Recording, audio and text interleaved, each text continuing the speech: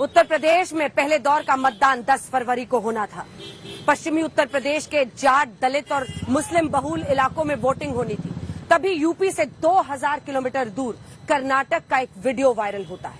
Video में हिजाब पहनी एक छात्रा कॉलेज में दाखिल होती है। सब कुछ कैमरे पर शूट हो रहा है। ये महिला, ये छात्रा दरअसल हिजाब पहनकर ही कॉलेज में जाने की मांग को लेकर आगे बढ़ती है। उसके सामने भगवा गमछा ओढ़े कई छात्र दिखते हैं। नारेबाजी दोनों तरफ से उड़ती है और नारेबाजी होने के बाद ये वीडियो वायरल हो जाता है। फिर वहां से 2000 किलोमीटर दूर उत्तर प्रदेश में असदुद्दीन ओवैसी कहते हैं कि ये लड़की तो शेरनी है और वोटरों से कहते हैं कि अपने अंदर शेरनी वाला मिजाज पैदा करो। नमस्कार, आप देख रहे हैं लखनऊ की लड़ाई। आपके साथ मैं हूं अंजना ओम कश्यप। आप पूछेंगे इसमें नया क्या है, कौन सी नई बात हो गई? देश में हम चुनावों के इर्द गिर्द ऐसा होते हुए देखते हैं, लेकिन नया ये है कि क्या आप जानते हैं 2017 के चुनाव में लगभग 1/3 ऐसे मतदाता थे जिन्होंने या तो मतदान के दिन या उससे 1-2 दिन आगे पीछे ये तय किया था कि वो किस पार्टी, किस नेता को वोट देंगे। तो क्या इसी 1/3 वोटर को अपनी तरफ करने के लिए कर्नाटक का महीने पुराना विवाद उत्तर प्रदेश में गर्मा जाता है 48 घंटे पहले वोटिंग के। भारतीय संस्कृति ऐसी होती है, ऐसे शीर्षक के साथ एक वीडियो सोशल मीडिया में चर्चा पाता है।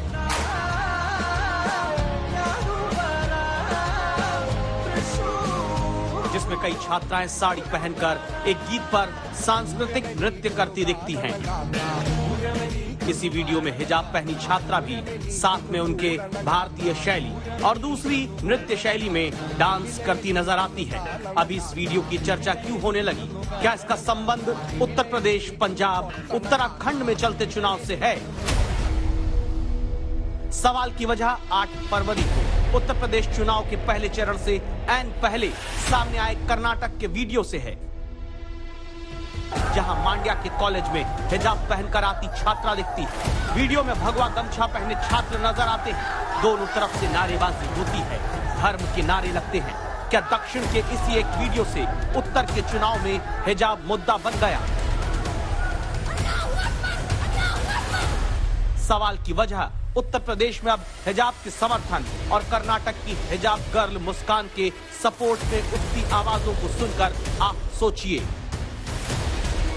Right to freedom, right to education, right to religion, 3 right से उनको एक साथ टारगेट किया जा रहा है। वो कोई लाल, पीला, हरा, गुलाबी या कोई भगवा कलर स्कूल में लेके नहीं आ रही थी। वो जो स्कूल का ड्रेस है उसी का जो कलर है उसी को अपने अगर वो लपेट रही हैं, आपको उससे क्या इशू है? इस मौजूदा सरकार ने समाज के अंदर इतना ज्यादा जहर घोल दिया है कि हमें अपने पर्सनल आइडेंटिटी पर हमें अपने आप को रोकना पड़ रहा है और हमें उसके लिए आवाज उठानी पड़ी है।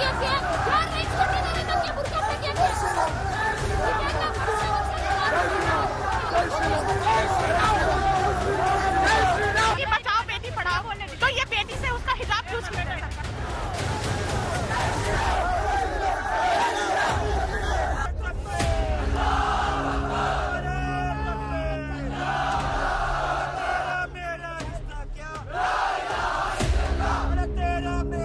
ये नारेबाजी कर्नाटक में नहीं हो रही, ये प्रदर्शन उत्तर प्रदेश में होता है।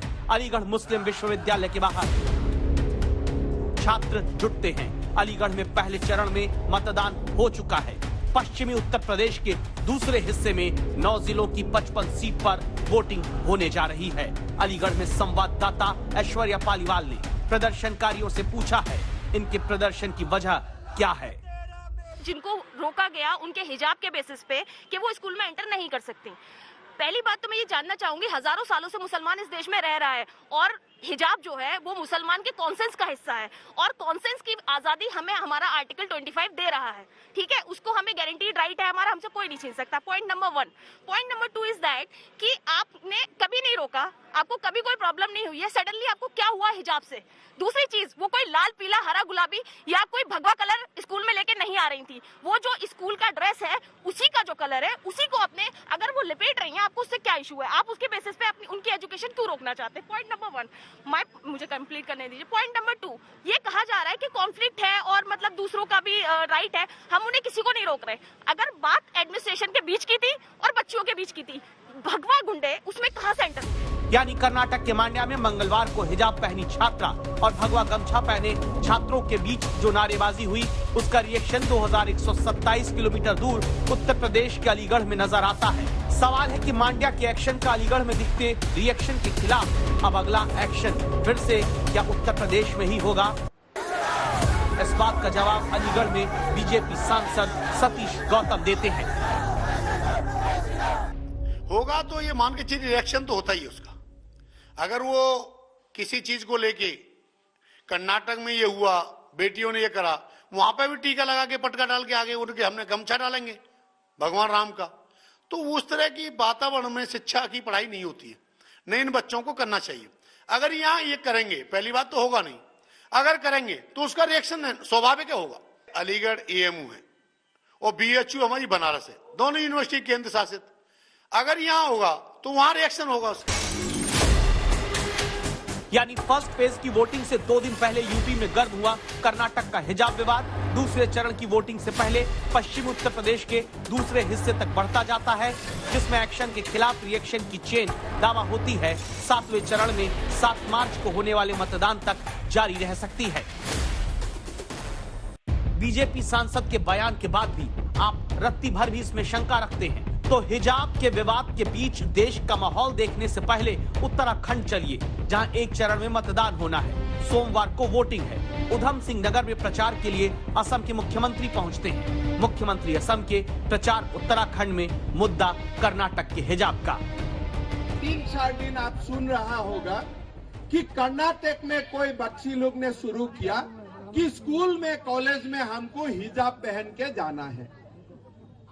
मेरा कोई आपत्ति नहीं, आप जो भी पहने, लेकिन आप अगर स्कूल में, कॉलेज में हिजाब पहन के जाते हैं तो कल हिंदू भाई लोग बोलेगा हम भी कोई ड्रेस पहन के जाएगा, कोई कल क्रिश्चियन लोग बोलेगा हम भी कोई ड्रेस पहन के जाएगा। अरे भाई, कॉलेज और स्कूल पढ़ने के लिए होता है, वो फैशन शो के लिए नहीं होता है। हिजाब के एक तीर से कई निशाने हर पक्ष लगा रहा है। ध्यान से इस बात को सुनिएगा, ये प्रयागराज की तस्वीरें हैं। यहाँ पर 5वें चरण में वोटिंग है, 27 फरवरी को मतदान। प्रयागराज की आधी जनता उडुपी मांड्या के बारे में भी नहीं जानती होगी, लेकिन प्रदर्शन वहीं से शुरू हुए विवाद पर होता है। मुद्दा सिर्फ हिजाब नहीं बनता। कभी आसान पे हमारी उंगली उठाई जाती है, तो कभी 3 तलाक पर, तो कभी हिजाब पर। अब बस हो चुका है, अब हम बर्दाश्त बिल्कुल नहीं करेंगे। अब हम अपने हक के लिए लड़ेंगे और जहाँ तक होगा हम अपना घर भी देखेंगे, अपने शौहर को भी देखेंगे, बच्चे को भी देखेंगे और अपना हक भी लेकर रहेंगे। क्या इसका मतलब ये है कि कर्नाटक के हिजाब से शुरू हुए विवाद को अब हर मुद्दे के साथ जोड़कर देखा जा रहा है, जहां हिजाब के साथ ही अयोध्या में बने राम मंदिर, अजान के लाउड स्पीकर पर उठने वाले सवालों, 3 तलाक के सरकार के बड़े कदम से लेकर अब यूनिफॉर्म सिविल कोड तक पर चर्चा होने लगी है। तभी तो उत्तराखंड में मतदान से पहले मुख्यमंत्री जीतने पर कॉमन सिविल कोड लागू करने का वादा करने लगे। आगामी नई बीजेपी सरकार अपने शपथ ग्रहण के तुरंत बाद न्यायविदों, सेवानिवृत्त जनों, समाज के प्रबुद्ध जनों और अन्य स्टेक होल्डरों की एक कमेटी गठित करेगी, जो कि उत्तराखंड राज्य के लिए यूनिफॉर्म सिविल कोड का ड्राफ्ट तैयार करेगी। उत्तर प्रदेश में भी अब दूसरे चरण के मतदान से पहले बीजेपी के राज्य प्रमुख स्वतंत्र देव सिंह ने ट्वीट किया, लिखा, बीजेपी अब यूनिफॉर्म सिविल कोड की तरफ बढ़ने लगी है। उत्तराखंड के मुख्यमंत्री हों, चाहे उड़ीसा के मुख्यमंत्री हों, इन्होंने जो कहा है, एक देश एक कानून के तहत ही आने वाले दिन में संसद से लेके सड़क तक, गांव से लेके शहर तक इस पर बहस होनी चाहिए। हिजाब से शुरू हुई बात समान नागरिक संहिता तक आ चुकी है। गौर करिए इस बात पर कि सुप्रीम कोर्ट तक कह चुका है कि हिजाब को राष्ट्रीय मुद्दा न बनाया जाए। कर्नाटक हाई कोर्ट कह चुका है अभी स्थिति को सामान्य रखें, आगे सुनवाई होगी। लेकिन लखनऊ की लड़ाई समेत बाकी 2 और राज्यों में हिजाब का मुद्दा बना रहे, क्या इसीलिए एक्शन पर रिएक्शन हर जगह चल रहा है? हिजाब हमारी आइडेंटिटी है, हमारा ड्रेस है, हमारा कल्चर है और ये सदियों से हम पहनते आ रहे हैं और आप अभी नहीं रोक सकते आप हिजाब। जिस तमिलनाडु में मद्रास हाई कोर्ट कहता है कि धर्म के नाम पर देश को बांटने की कोशिश की जा रही है, वहीं चेन्नई में हिजाब के समर्थन में आयोजित प्रदर्शन में इस बच्ची को देखिए। बच्ची को भी हिजाब पहनाकर उसके घर वाले प्रोटेस्ट में लाते हैं। क्या इस बच्ची को भी पता है कि धर्म के आधार पर हिजाब पहनने की स्वतंत्रता क्या होती है? नहीं बोलना ना, क्यों आप प्रोटेस्ट कर रहे हो यहाँ पे? हिजाब के लिए बोलो, जिससे हिजाब पहले बात करेंगे आप। पापा हिजाब क्या आपका? हिजाब के लिए? यस। अब ये तस्वीर देखिए, वीडियो महाराष्ट्र के पुणे का है। बड़े लोग नजर आते हैं, ये हिंदू महासभा के कार्यकर्ता हैं। छोटे बच्चों को छत्रपति शिवाजी और तात्या टोपे का रूप बनाकर प्रदर्शन होता है। आप कहेंगे इसमें क्या गलत है? गलती बच्चों को छत्रपति शिवाजी बनाने में कतई नहीं, लेकिन हिंदू महासभा का ये प्रदर्शन इस दलील के साथ हो रहा है कि अगर मुस्लिम छात्राएं हिजाब पहन कर आएंगी तो ये बच्चों को केसरिया पहनाकर स्कूल भेजेंगी। यानी कॉलेज की छात्राओं के हिजाब से जुड़ी एक राज्य की मांग में दूसरे राज्यों में बच्चे तक शामिल कर लिए जाते हैं। नैरेटिव दूसरे राज्यों से बनता है तो उत्तर में उत्तर प्रदेश, उत्तराखंड ही नहीं बल्कि पंजाब के चुनाव तक हिजाब का मुद्दा राजनीतिक रसोई से पककर पहुंच जाता है। जहां पंजाब कांग्रेस के पूर्व अध्यक्ष सुनील जाखड़ कहते हैं कि अभी हिजाब पर सवाल उठाने वाली बीजेपी आगे सिख छात्रों के धार्मिक प्रतीकों और वस्त्रों पर घेरा बनाएगी। सब पंजाब के अंदर तो धर्म नाल जुड़े एक कोई पहरावा है। आ दस्तार नूं हत्थ पाण लगे है साहब, this is the creeping ideology. रौला उत्थे दा हिजाब दा नहीं, सानू देखना पऊगा भी इत्थे पंजाब च कल जे बीजेपी आ उहदे पिट्ठू इत्थे आ गए, उन्होंने कौन संभालूगा साहब? मतलब यह है कि कर्नाटक के कॉलेज का हिजाब विवाद अभी उत्तर प्रदेश, उत्तराखंड और पंजाब यानी 5 में से 3 चुनावी राज्यों का मुद्दा बन चुका है। क्या इसका असर भी पड़ने वाला है? निश्चित रूप से हिजाब का मामला तो जनवरी से चल रहा था, लेकिन मैं ये नहीं कहूंगा कि जनवरी में मामला इसीलिए उठा क्योंकि यूपी में चुनाव होने वाले थे और यूपी के मतदाताओं में मुस्लिम मतदाताओं की तादाद बहुत है। लेकिन इस मौके का फायदा उठाया जा रहा है, चूंकि कंट्रोवर्सी तब से चल रही थी और ये आते आते फरवरी का महीना आ गया और अब फरवरी में चुनाव होने वाले हैं, वोट पड़ने वाले हैं। तो राजनीतिक पार्टियां सोच रही हैं कि क्यों ना इस मुद्दे को भी एक राजनीतिक मुद्दा बनाया जाए, राजनीतिक मुद्दा इस तौर से बनाया जाए जिससे उनको फायदा हो। उत्तर प्रदेश में जहां हर 10 वोटर में 2 मतदाता मुस्लिम है, लेकिन 2 मुस्लिम वोटर के मुकाबले राजनीति में 8 बहुसंख्यक वोटर को एकजुट करने की राजनीति है। क्या इसी चुनावी रेसिपी के तहत उत्तर प्रदेश में हिजाब विवाद के व्यंजन को स्वाद की सियासत में तैयार करने वाले मुख्य शेफ असदुद्दीन ओवैसी बन जाते हैं? जैसा कि यहाँ के काशी के रसूल ने कहा कि रजा पुल से वक्त करते गुजरिए चेहरा पे तंगीर सदाए मोहम्मद। जैसे प्रियंका गांधी कांग्रेस पार्टी इस बार महिलाओं के दम पर उत्तर प्रदेश में सत्ता हासिल करना चाहती है, ठीक उसी तरह से मुस्लिम वोटों को लामबंद करके उत्तर प्रदेश में असदुद्दीन ओवैसी अपनी जमीन तलाश रहे हैं। लेकिन ओवैसी की राजनीति खेल बनाने से ज्यादा खेल बिगाड़ने के लिए जानी जाती है। और क्या यही वजह है कि कर्नाटक के वीडियो पर वो उत्तर प्रदेश में ये जानकारी देते हैं कि उस शेरनी से मैंने फोन पर बातचीत की है। अल्पसंख्यकों को अपनी तरफ करने की ओवैसी की ये कोशिश कहां तक सही ठहरेगी, क्योंकि समाजवादी पार्टी के पीछे ही मुस्लिम वोट यहां पर लामबंद दिखाई देता है।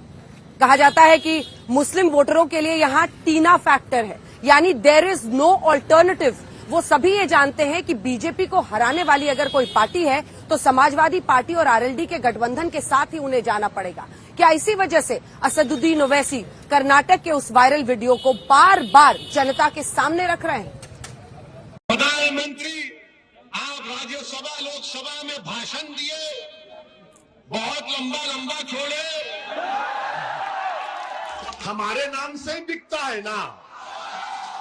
इधर समाजवादी हमारा चेहरा दिखाकर डराती, उधर बीजेपी हमारा चेहरा दिखाकर डराती। हम तो सबकी लैला है। सुनो अखिलेश यादव, अब वो मामला नहीं रहेगा। अब वो तो पुरानी पूरी बातें खत्म हो जाएंगी। ना सिर्फ संबल बल्कि इंशाअल्लाह उत्तर प्रदेश में मजलिस इत्तेहादुल मुस्लिमीन एक नई तारीख लिखेगी इंशाअल्लाह।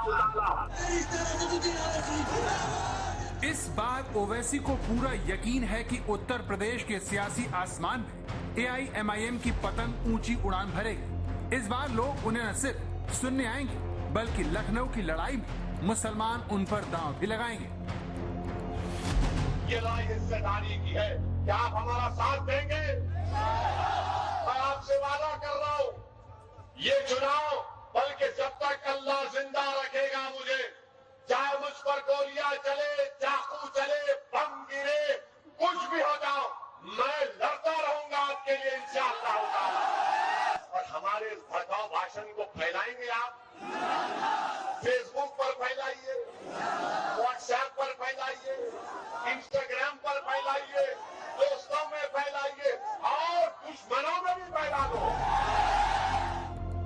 यूपी की सियासत में पांव पसारने का काम 5 साल पहले शुरू कर चुके ओवैसी के हाथ इस बार के चुनाव में हिजाब के रूप में एक ऐसा हथियार मिला है जिसकी काट उनके विरोधियों के पास भी नहीं है। हिजाब पर सियासी चढ़ाई में ओवैसी ने पहले से सुलगते विवाद की आग में घी डालने का काम करते हुए लखनऊ की लड़ाई में सबसे भड़काऊ बयान दिया। अब की बार ओवैसी ने जो कुछ कहा उसने चुनावी सीजन में सियासी तापमान को रिकॉर्ड ऊंचाई पर पहुंचा दिया है। हम अपनी बेटियों को इंशाअल्लाह ताला अगर वो ये फैसला करती है कि अब्बा अम्मी मैं हिजाब पहनूंगी, तो अब्बा अम्मी पहले बोलेंगे बेटा पहन, तुझे कौन रोकता, हम देखेंगे इंशाअल्लाह। हिजाब निकाब पहनेंगे, कॉलेज को जाएंगे, डॉक्टर भी बनेंगे, कलेक्टर भी बनेंगे, SDM भी बनेंगे, बिजनेसमैन भी बनेंगे। और एक दिन याद रखना तुम कांड की जनता, शायद मैं जिंदा नहीं रहूंगा, तुम देखना एक दिन इस देश की प्रधानमंत्री एक बच्ची हिजाब पहन के प्रधानमंत्री बनेगी। ओवैसी ने अपने इस बयान को खुद ट्वीट किया और देश के सबसे बड़े सूबे की राजनीति को बारूद से भर दिया, जिसमें धमाकों की आवाज दूर तक सुनाई दे रही है। अपनी राजनीतिक रोटियां सेकने के लिए सदुद्दीन ओवैसी नफरत की राजनीति कर रहे हैं। ये हसरत उनकी पूरी होने वाली नहीं है। देश में ये अखंड भारत है। अब उनकी वो हसरत पूरी नहीं होगी जो उनके पूर्वजों ने कभी किया था, खंड खंड भारत करके। अब वो हसरत पूरी होने वाली नहीं है। यहाँ नफरत की राजनीति नहीं चलेगी। भारत की जनता किसी भी सांप्रदायिक व्यक्ति को और दूसरे दल को सपोर्ट करने वाले व्यक्ति की बात को भी समझती है, चालाकियां भी समझती है और साजिशें भी समझती है। ओवैसी साहब, आप भारतीय जनता पार्टी के पिछलग्गू हो गए हैं, इसलिए आप चुनाव को सांप्रदायिक बनाना चाहते हैं। भारतीय जनता पार्टी और उसके अनुसांगिक संगठन और ओवैसी, ये दोनों इस समय देश में एक सांप्रदायिक रंग देना चाहते हैं। ऐसे मौके में जब उत्तर प्रदेश का चुनाव है और देश और उत्तर प्रदेश की जनता अमन और चैन चाहती है, तब असदुद्दीन ओवैसी का इस तरीके का बयान निश्चित रूप से प्रदेश का माहौल खराब करने की कोशिश करेगा और एक सांप्रदायिक ताकतों को ताकत देने का काम करेगा। उत्तर प्रदेश की राजनीति में ओवैसी को बीजेपी समाजवादी पार्टी की बी टीम कहती है, तो अखिलेश ओवैसी को बीजेपी की बी टीम पुकारते हैं। लेकिन इस बार ओवैसी हिजाब के बहाने ऐसी फील्डिंग सेट कर रहे हैं जिसने अखिलेश को भी बैकफुट पर डाल दिया है। तुमको मेरी दाढ़ी पसंद नहीं है, कोई परवाह नहीं, मैं दाढ़ी छोड़ूंगा। तुमको मेरे सर पर टोपी पसंद नहीं है, मैं टोपी पहनूंगा। तुमको हिजाब पसंद नहीं है, मेरी बेटी पहनेगी। मैं क्या तुम्हारा गुलाम हूँ? ओवैसी उत्तर प्रदेश के चुनाव के दूसरे चरण की सीटों पर ये बातें करते हैं, जहां की अधिकतर सीटों पर मुस्लिम वोटर ही जीत और हार तय करते हैं। ओवैसी इन्हीं लोगों को टारगेट करके कर्नाटक से शुरू हुए हिजाब विवाद को अपनी रैलियों में जमकर उठाते हैं। मैं हिजाब तो हटाने आया हूँ। किसका हिजाब? जो सपा ने हमारी आंखों पर डाल के रखा, जो बीजेपी डर का निकाब डाल चुकी है, मैं उस डर के निकाब को हटाना चाहता हूँ। मगर जो हिजाब और निकाब मेरी बेटी और बहन पहनती है, वो सुबह क़यामत तक पहनती रहेगी।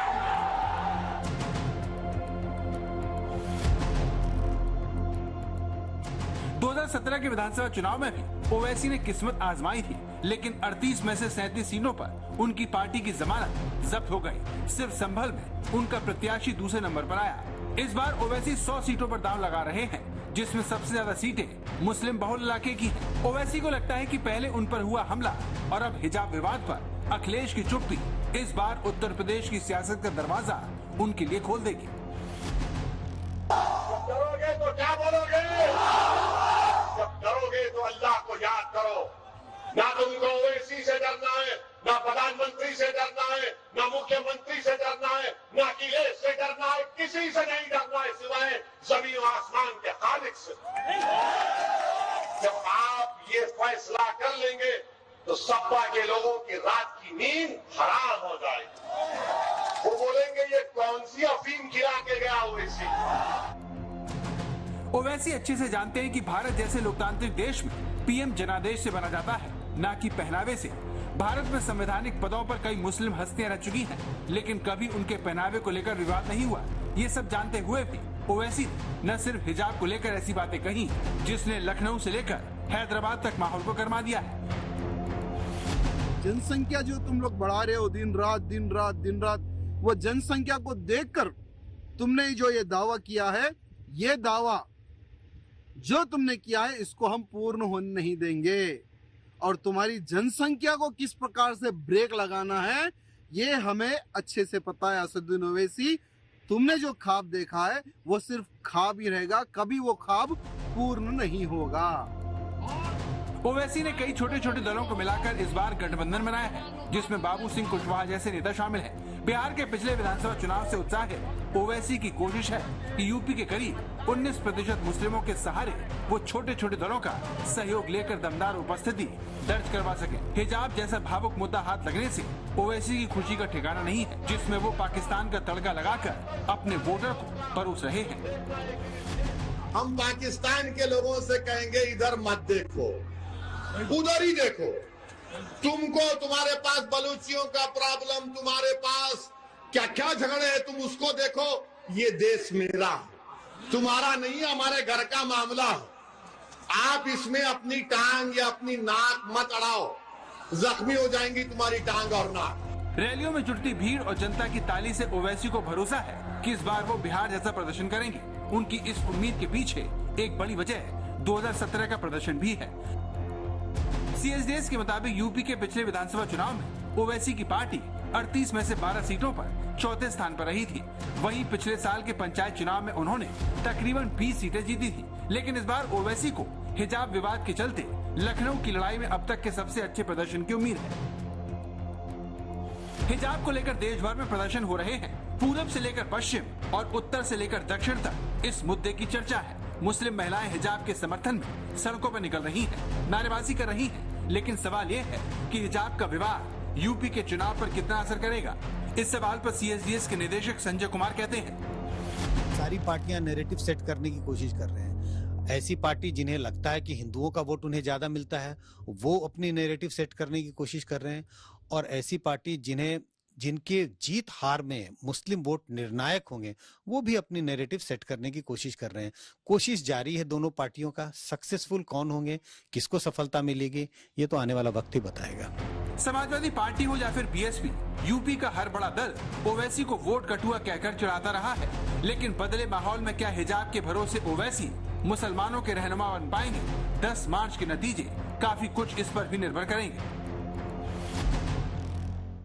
इन चुनाव में तमाम राजनीतिक पार्टियों के घोषणा पत्र आ चुके हैं, लेकिन इतिहास गवाह है, घोषणा पत्र के आधार पर चुनाव नहीं लड़े जाते। वरना पार्टियां पहले कैंडिडेट की लिस्ट नहीं निकालती। कैंडिडेट का लिस्ट अब पहले निकलता है और बाद में घोषणा पत्र। यानी असल मुद्दों पर चुनावी पार्टियां भी जानती हैं कि जनता वोट नहीं देती है। और शायद यही वजह है, माना यही जाता है कि जो ट्रेंड है वो ये दर्शाता है कि अगर आपका सामाजिक, जातीय, धार्मिक कोई भी प्रतिद्वंदी है तो उसी के आधार पर वोटर भी अपना मन बनाता है।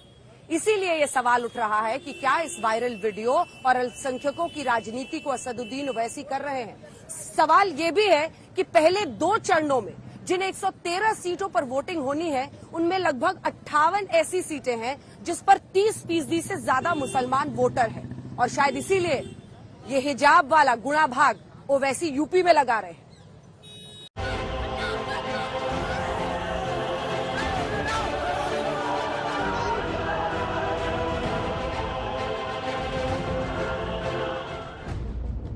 उत्तर प्रदेश में हिजाब का चुनावी कनेक्शन समझने के लिए 3 बातें ध्यान दीजिए। मुस्लिम वोट सबसे ज्यादा अब तक पाने वाली समाजवादी पार्टी के अखिलेश यादव कुछ भी बोलने से बचते हैं। एक भी मुस्लिम कैंडिडेट न उतारने वाली बीजेपी हिजाब विवाद के विरोध में खुलकर बोलती है।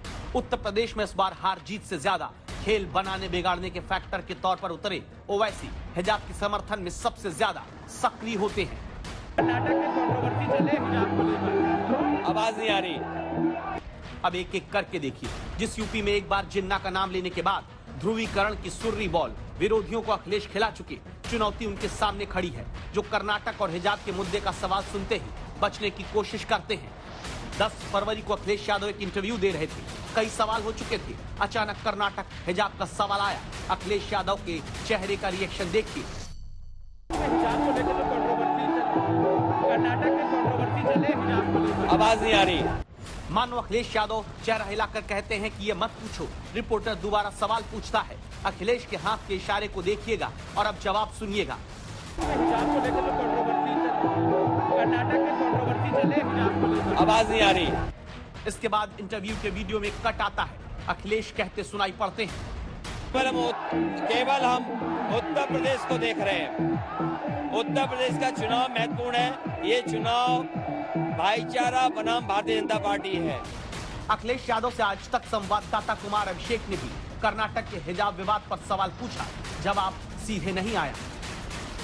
हिजाब कंट्रोवर्सी आप देख रहे हैं देश में कर्नाटक का निकल करके इस वक्त सामने आया है, इसको किस तरीके से आप देखते हैं, क्योंकि ये मामला कोर्ट में भी। हमारे लिए चिंता की विषय आज ये है कि रामपुर का विकास रुक गया। रामपुर में इतनी ऐतिहासिक यूनिवर्सिटी बनी, उसका काम रोक दिया। जो आदरणीय आजम खान साहब की तरक्की की सोच थी, उसके सोच के खिलाफ ये काम कर रहे हैं। अखिलेश यादव हिजाब के विवाद में नहीं पड़ना चाहते, लेकिन हिजाब पर सवाल बीजेपी को बहुत सूट करता है। हिजाब विवाद सामने आया है, आपको क्या लगता है? क्योंकि देखिए, देश की व्यवस्था संविधान से चलेगी। भारत का संविधान हर एक व्यक्ति को उसके मौलिक अधिकार के साथ साथ मौलिक कर्तव्यों का भी एहसास कराता है, और मुझे लगता है कि हमें देश के संविधान को के अनुसार व्यवस्था का संचालन करना चाहिए। शरीयत के अनुरूप चलाने का कोई भी गलत प्रयास न समुदाय के हित में है न देश के। सवाल है कि अखिलेश की खामोशी, ओवैसी के प्रहार और बीजेपी की मुखरता के पीछे क्या राजनीति यही है कि मुस्लिम वोटों में बिखराव लाया जाए, जिसके टूल हैं हिजाब और ओवैसी। कि एक आम चुनाव होता तो शायद इसमें इन चीजों का, जिन बातों का आप जिक्र कर रहे हैं, उन पर हमला होना, हिजाब पे कंट्रोवर्सी होना, इसका फायदा, राजनीतिक फायदा उन्हें मिल सकता था। लेकिन ये चुनाव एक मामूली चुनाव मुझे दिखाई नहीं पड़ता यूपी का। इस चुनाव में बिल्कुल 2 ध्रुवों में बटा हुआ चुनाव है, और पहली बार मुझे लग रहा है, और काफी सालों के बाद शायद ऐसा लग रहा है, समाजवादी पार्टी के जो समर्थक हैं, जिसमें मुस्लिम मतदाता हैं, यादव हैं और बड़ी संख्या में जाट मतदाता हैं, उन्हें लग रहा है ये एक मौका है बीजेपी को सत्ता से हटाने का। ऐसी स्थिति में मुस्लिम वोटों का में बिखराव हो और वो टूट करके कुछ ओवैसी के पक्ष में चले जाए, कुछ बीएसपी के पक्ष में चला जाए, ऐसा मुझे होता हुआ दिखाई नहीं पड़ रहा है। पश्चिमी उत्तर प्रदेश में 26 जिलों में 136 सीट फैली हैं। पूरे प्रदेश में जहां हर 10 में 2 वोटर मुस्लिम हैं, पश्चिमी उत्तर प्रदेश में हर 10 में 4 वोटर मुस्लिम। फिर भी यूपी में 40% वोट पाने वाली बीजेपी ने पश्चिमी उत्तर प्रदेश में एक भी मुस्लिम कैंडिडेट उतारे बिना 44% से ज्यादा वोट हासिल किया था। क्या इसलिए ऐसा हो पाया क्योंकि मुस्लिम बाहुल्य सीट पर वोट बंटने से विधायक बीजेपी का ही जीता? क्या इसीलिए कोशिश ओवैसी की तरफ से लगातार हिजाब पर समाजवादी पार्टी को घेरने की होती है? आप सोचिए कि वो अखिलेश यादव जो अब मुख्यमंत्री बनने का ख्वाब देख रहे हैं, बल्कि ख्वाब में उनको कृष्णा भगवान आके बोल दिए, भैया तू बन गया। हमें बात को बीजेपी वालों, समाजवादी वालों, सुबह कयामत तक मेरी बेटी हिजाब और निकाब करेगी, तुम नहीं रोक सकोगे, नहीं रोक सकोगे। मेरी बेटी की शनाख्त हिजाब के साथ कुरान है, संविधान है, और मैं उस पर फख्र से चलूंगा। और मुख्यमंत्री जो बनने का ख्वाब देख रहे हैं, तुम्हारे आंखों पर हिजाब पड़ चुका है। अखिलेश की आंखों पर हिजाब पड़ चुका है। क्योंकि अखिलेश ये समझता है कि संभल और उत्तर प्रदेश के अल्पसंख्यक समाज, गरीब, कमजोर, अति पिछड़ा सब उसके कैदी हैं, मजबूरी में उसका साथ देंगे, मोदी योगी से डरकर उसको वोट देंगे। अब आगे क्या? जैसे जैसे चुनाव बढ़ेगा, हिजाब का विवाद चढ़ता जाएगा, जहां जातियों के गठबंधन वाले जाल को भी धर्म के मुद्दे से ही काटा जाएगा। अरबी में एक कहावत है, अल मिस्ल फिल कलाम कल मिल फित ताम, जिसका अर्थ यह है कि खाना में जितने नमक की जरूरत होती है, बातों में उतने ही मुहावरों का इस्तेमाल होना चाहिए। अब हिजाब भी एक अरबी शब्द है और इसका इस्तेमाल सियासत में ध्रुवीकरण का स्वाद चखने के लिए किया जा रहा है। तो सवाल यह है कि इसकी जरूरत क्यों आन पड़ी? जरूरत इसलिए क्योंकि दो वजह है। पहली वजह तो ये कि माना जाता है कि वोटर जाति और धर्म के आधार पर वोट करता है, और दूसरी वजह ये कि जाति के आधार पर जो बटे हुए हैं उन्हें धर्म के आधार पर जोड़ने के लिए यही ध्रुवीकरण काम आता है। तभी देखिए, वोटिंग से 2 दिन पहले चाहे वो हिजाब हो, भगवा हो, जय श्री राम हो, अल्लाह अकबर हो, जिन्ना हो, सारे मामले खोल दिए गए।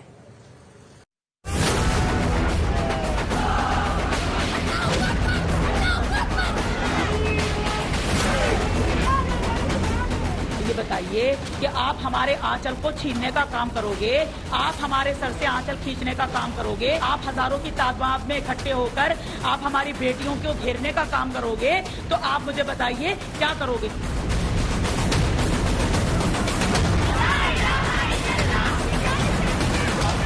हमारे हिजाब पर या हमारे आंचल पर हाथ डालने वालों के हम हाथ काट देंगे।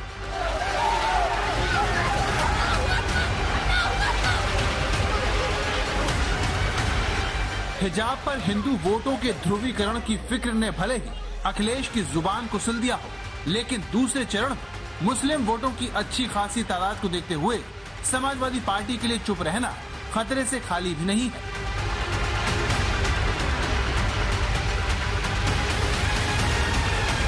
लखनऊ की लड़ाई के दूसरे चरण में 9 जिलों की 55 सीटों पर 14 फरवरी को वोटिंग है। इसमें पश्चिमी यूपी का सहारनपुर, बिजनौर और अमरोहा जिला है, तो रुहेलखंड का संभल, मुरादाबाद, रामपुर, बरेली, बदायूं और शाहजहांपुर शामिल है। इन सभी सीटों पर मुस्लिमों का दबदबा है, जिसका फायदा बरसों से समाजवादी पार्टी को मिलता रहा है। 2019 के लोकसभा चुनाव में मोदी लहर के बावजूद इस इलाके की 11 संसदीय सीटों में 7 सीटों पर अखिलेश और मायावती के गठबंधन ने जीत दर्ज की थी। सहारनपुर, नगीना, बिजनौर और अमरोहा में बीएसपी, जबकि मुरादाबाद, संभल और रामपुर में समाजवादी पार्टी ने जीत दर्ज की। इससे एक बात साफ हो गई कि मुस्लिम, जाट और दलित अगर एक साथ आ जाएं, तो बीजेपी को रोका जा सकता है।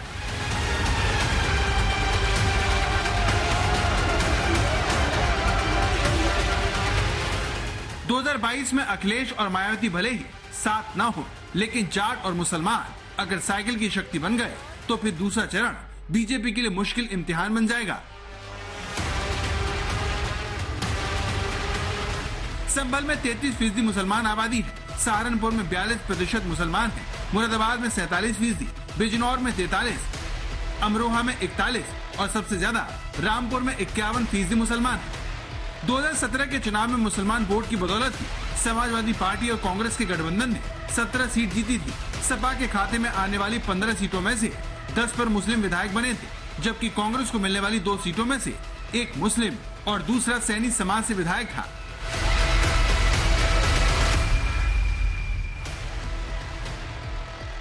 2017 के विधानसभा चुनाव में पूरे पश्चिमी यूपी में बीजेपी ने कैराना और मुजफ्फरनगर दंगे के मुद्दे पर सांप्रदायिक ध्रुवीकरण से हिंदू वोट अपने पाले में किया था, लेकिन इस बार हालात बिल्कुल अलग हैं। जरूर पड़ेगा हिंदू वोटरों पर, मैं कह रहा हूं आइडेंटिटी का सवाल है। लेकिन पश्चिमी उत्तर प्रदेश के अगर मैं चुनाव को देख रहा हूं, मुझे लगता है पश्चिमी उत्तर प्रदेश के चुनाव में रिलीजियस आइडेंटिटी का सवाल नहीं है ज्यादा, यहाँ कास्ट आइडेंटिटी का सवाल ज्यादा गहराया हुआ है। वो ज्यादा, उसकी जड़ें ज्यादा मजबूत दिखाई पड़ रही हैं 2022 के चुनाव में। आप जाट मतदाताओं की आइडेंटिटी का सवाल देखिए, जाट हिंदू होके वोट नहीं कर रहे हैं, अगर वो जिस भी पार्टी को वोट कर रहे हैं, वो अपनी कास्ट की आइडेंटिटी, तो रिलीजियस आइडेंटिटी का सवाल मुझे लगता है जब यूपी में चुनाव ईस्टर्न यूपी की तरफ जाएगा तब शायद रिलीजियस आइडेंटिटी का मामला ज्यादा हावी होगा।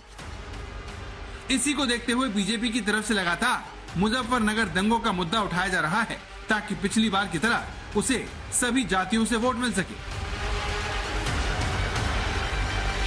बात जरूर करूंगा, मुजफ्फरनगर में जो हुआ वो तो कलंक था ही, यहां सहारनपुर में जो कुछ हुआ था वो भी खौफनाक था। दूसरे चरण में मुस्लिम वोटरों के अलावा दलित, जाट, लोध, कुर्मी और सैनी मौर्य वोट जीत और हार तय करते रहे हैं। लेकिन जिस मुस्लिम आबादी के सहारे अखिलेश इस चरण से उम्मीद लगाए बैठे हैं, उनके लिए हिजाब विवाद खेल बिगाड़ने वाला साबित हो सकता है। दरअसल दूसरे चरण की 55 सीटों पर कई सीट ऐसी हैं जहां 3 से 4 मुस्लिम उम्मीदवारों के बीच मुकाबला है। इसीलिए बीजेपी मुस्लिम वोट के बंटने की उम्मीद लगाए बैठी है। आपको प्रदेश के अंदर सुरक्षा आज दिखाई देता है ना? बेटियां सुरक्षित है ना? आज कोई दंगा फसाद तो नहीं करता है ना? बीजेपी की कमजोर नस अगर जाट और किसान है तो वहीं हिजाब विवाद अखिलेश के लिए अग्नि परीक्षा साबित हो रहा है। इस बारे में पूछे जाने वाले हर सवाल को वो अनदेखा करने में ही अपनी भलाई मान रहे हैं। हिजाब कंट्रोवर्सी आप देख रहे हैं देश में कर्नाटक का निकल करके इस वक्त सामने आया है, इसको किस तरीके से आप देखते हैं, क्योंकि ये मामला कोर्ट में भी। हमारे लिए चिंता की विषय आज ये है कि रामपुर का विकास रुक गया। रामपुर में इतनी ऐतिहासिक यूनिवर्सिटी बनी, उसका काम रोक दिया। जो आदरणीय आजम खान साहब की तरक्की की सोच थी, उसके सोच के खिलाफ ये काम कर रहे हैं। अखिलेश की इसी चुप्पी को ओवैसी ने अपना सबसे बड़ा हथियार बना लिया है। दूसरे चरण में उन्होंने पूरी ताकत लगा दी है। जब अखिलेश से पूछा गया कि मुस्लिम वोट, तो मुझे सुनाई नहीं दे रहा है।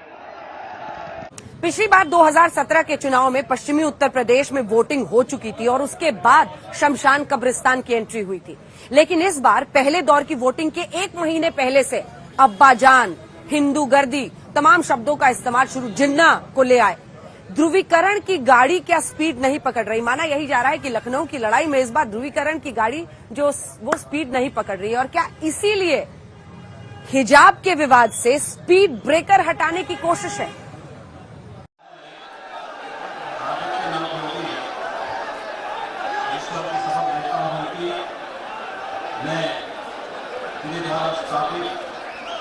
भारत के संविधान के प्रति सच्ची श्रद्धा और निष्ठा रखूंगा।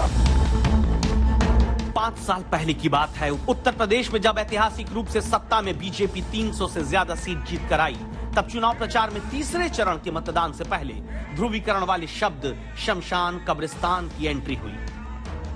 गांव में अगर कब्रिस्तान बनता है तो गांव में स्मशान भी बनना चाहिए। अगर रमजान में बिजली मिलती है तो दिवाली में भी बिजली मिलनी चाहिए। अगर होली पे बिजली मिलती है तो ईद पर भी बिजली मिलनी चाहिए। भेदभाव नहीं होना चाहिए। सरकार का काम है भेदभाव मुक्त शासन चलाने का। किसी के साथ अन्याय नहीं होना चाहिए। धर्म के आधार पर तो बिल्कुल नहीं होना चाहिए। लेकिन 2022 में क्या हुआ, तारीखें नोट करिए। पहले चरण के चुनाव से 5 महीने पहले प्रचार के दौरान अब्बाजान शब्द आया।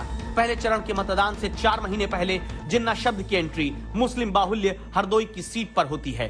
पहले चरण के मतदान से 17 दिन पहले पाकिस्तान का मुद्दा उत्तर प्रदेश के इलेक्शन में आता है और फर्स्ट फेज की वोटिंग से 10 दिन पहले दाऊद से जुड़ी खबरों का भी जिक्र होने लगता है।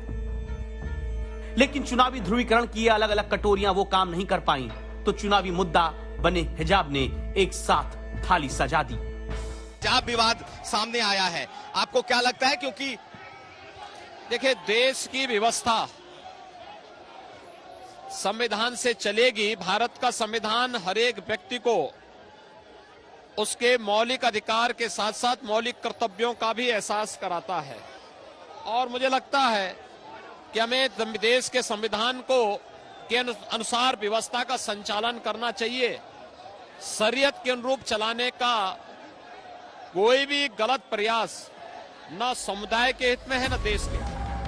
कर्नाटक के कॉलेज से शुरू हुआ विवाद, जिसका जिक्र अब 2 राज्यों के हाईकोर्ट और सुप्रीम कोर्ट तक चल रहा है, जिससे जुड़ा विरोध और प्रदर्शन देश के 12 राज्यों में भी चल रहा है। जिस हिजाब के मुद्दे पर पाकिस्तान लगातार रिएक्शन दे रहा है, हिजाब के मुद्दे पर ही अंतर्राष्ट्रीय मीडिया में हिंदू मॉब, भगवा गुंडे जैसे शब्द इस्तेमाल किए जा रहे हैं। आखिर इतना सब कुछ क्या उत्तर प्रदेश के लिए ही चुनाव में पका या पकाया गया, या फिर लंबे वक्त तक चुनावी मुद्दे के रूप में पकाकर वोट चखने के लिए ये सब हुआ? समझने के लिए पहले सुनते हैं कर्नाटक के शिक्षा मंत्री बीसी नागेश को डाउट आ चुका है। कारण अनेक देश में, मुसलमान देश में भी हिजाब बैन करने के टाइम में कोई रिएक्शन किसी में नहीं आया था। बीबीसी में नहीं आया, पाकिस्तान ने रिएक्ट नहीं किया। अभी क्यों कर रहा है? दूसरा चीज यह भी है, देख केरल में भी यही काम हुआ था, हाईकोर्ट ने ऑर्डर दिया था। उस टाइम इंटरनेशनल वाला कोई नहीं लिया। 15 में बॉम्बे में हुआ, उस टाइम कोई इंटरनेशनल वाला नहीं लिया। अभी क्यों ले रहा है? वही अभी पाकिस्तान क्यों आ रहा है? कर्नाटक के शिक्षा मंत्री हिजाब विवाद में साजिश देखते हैं। आधार ये वीडियो बनता है। उडुपी में ही पिछले साल 30 अक्टूबर की ये तस्वीरें हैं। इसमें खास क्या? ध्यान दीजिएगा, हाथ में भगवा झंडा लिए वंदे मातरम का नारा लगाती छात्राओं के बीच हिजाब पहने कुछ छात्राएं भी मौजूद हैं। आरोप लगा इस्लामिक संगठन पीएफआई के राजनीतिक विंग एसडीपीआई से जुड़े छात्रों के मोर्चे कैंपस फ्रंट ऑफ इंडिया यानी सीएफआई ने एबीवीपी के प्रोटेस्ट में हिजाब पहनकर शामिल छात्राओं को लेकर अपना विरोध जताया। फिर सीएफआई ने ही दावा है कि छात्राओं को आगे हिजाब पहनकर कॉलेज में आने के लिए उकसाया। प्रिंसिपल के पास बात करके, बट वो प्रिंसिपल जब कन्विंस नहीं हुआ, वो लोग कैंपस फ्रंट ऑफ इंडिया के पास अप्रोच करे हेल्प के लिए।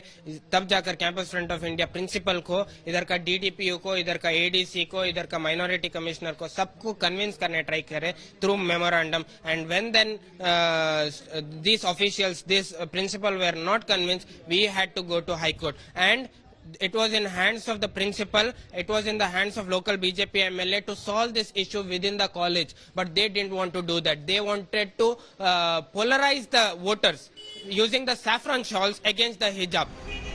सीएफआई कहता है कि बढ़ावा हिंदूवादी संगठनों ने दिया, जिन्होंने हिजाब के विरोध में कर्नाटक के कॉलेज में दूसरे छात्रों को एक ही तरह का भगवा गमछा और भगवा पगड़ी बांटी, ताकि हिजाब के विरोध में छात्र अपनी धार्मिक स्वतंत्रता का हवाला देकर प्रदर्शन कर सके। कहते हैं कि इसके बाद मामला बढ़ता गया। अब नौबत ये कि मध्य प्रदेश के खंडवा में हिजाब के समर्थन में पोस्टर, बैनर, होर्डिंग लग जाते हैं। मध्य प्रदेश में अगले साल चुनाव होना है। जयपुर के चाकसू में एक कस्तूरी देवी कॉलेज है। हंगामा हो रहा है। कॉलेज के गेट पर कुछ छात्राएं, दावा होता है कि बुर्का और हिजाब पहनकर पहुंचती हैं। प्रबंधन कॉलेज का रोक देता है। छात्राओं के घर वाले आ जाते हैं। कॉलेज और अभिभावकों के बीच तीखी झड़प होने लगती है। ध्यान रहे कि राजस्थान में अभी नहीं, अगले साल चुनाव होना है। बताओ क्यों आई? सब बच्चे यूनिफॉर्म में है। अब वो बच्चे बोले भाई ये कैसे जा रहे हैं? हम लोग तो ये विदाउट यूनिफॉर्म में है भाई साहब। वो यूनिफॉर्म में आपने देख ही नहीं यार। हिजाब पहन रखे यूनिफॉर्म के अंदर है वो, बिना यूनिफॉर्म के थोड़ी है। यूनिफॉर्म में आई है वो, हिजाब पहन रखी है। आप दादागिरी कर रहे हो, ये है वो, कुछ नहीं। तो क्या हिजाब विवाद को अभी सिर्फ लखनऊ की लड़ाई नहीं बल्कि आगे लंबे वक्त तक चुनावी मुद्दे के रूप में इस्तेमाल किया जा सकता है?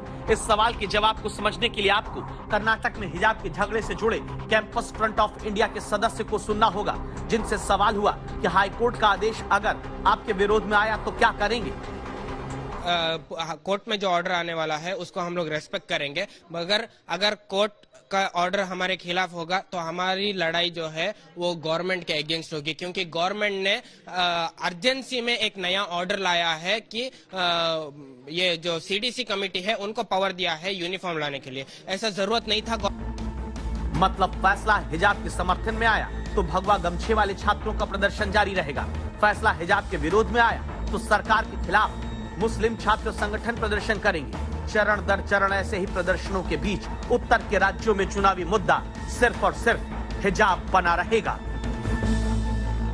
कहते तो ये है कि 2 की लड़ाई में बिल्ली रोटी खा जाती है। कहीं राजनीति में उत्तर प्रदेश के चुनाव में भी यही ना हो जाए कि भगवा गमछा वर्सेस हिजाब की जंग जो उत्तर प्रदेश के चुनाव पर थोपी जा रही है उसमें राजनीति ही कठपुतली बनकर रह जाए। 10 मार्च का इंतजार करना होगा, तब पता चलेगा कि सियासत पर कितना हिजाब छाया रहा हुजूर।